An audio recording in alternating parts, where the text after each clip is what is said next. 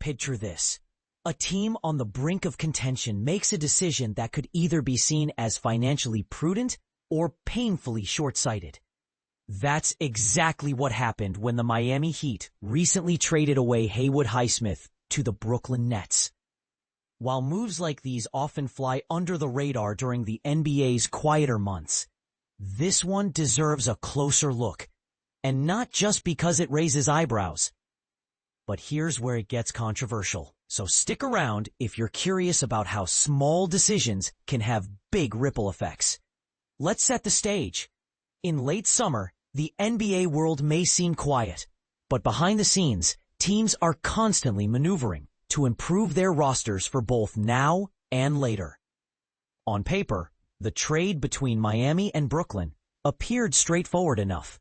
For Brooklyn, a franchise focused on stockpiling draft assets while staying compliant with salary floor rules, this deal checked all the boxes. But for Miami, it feels like they might have undervalued a key contributor, and fans are starting to wonder why. To fully grasp the weight of this move, we need to talk about who Haywood Highsmith is and what he brings to the table. If you're unfamiliar with him, don't worry. He's not someone who dominates headlines, but his contributions speak volumes. Highsmith is the quintessential diamond in the rough, having gone undrafted out of Wheeling University before being molded into a reliable rotation player by the Heat's renowned player development system. Over the past 3 seasons, he's quietly become one of the league's most effective wing defenders. Metrics back this up too. He ranks in the 84th percentile or higher in defensive estimated plus-minus, a widely respected single-number metric, every year since 2021. What makes Highsmith such a defensive menace? Imagine a relentless pit bull combined with the wingspan of a pterodactyl.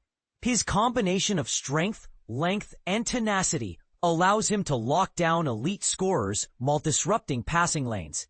Last season alone, his steal rate placed him in the 82nd percentile among NBA players, and his ability to contest shots made him a solid secondary rim protector, ranking in the 74th percentile for block rates among forwards. Simply put, he's the kind of guy coaches love to deploy in clutch moments. Of course, no player is perfect, and Highsmith's offensive game has historically been a work in progress. Even his biggest supporters wouldn't argue that he's anything more than an average offensive threat at best. However, credit where it's due, he's shown significant improvement. After struggling to shoot above 34% from beyond the arc in his first few seasons, Highsmith connected on nearly 39% of his three-point attempts over his last 425 attempts. Additionally, his knack for cutting to the basket and crashing the boards provides value beyond just scoring. These incremental gains make him a dependable role player, a type of contributor that playoff-caliber teams covet. Now let's zoom out and consider Miami's broader situation.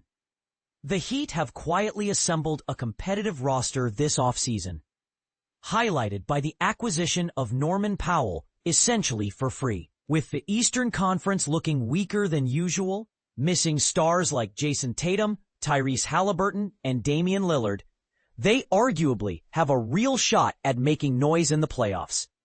But giving up a quality bench piece like High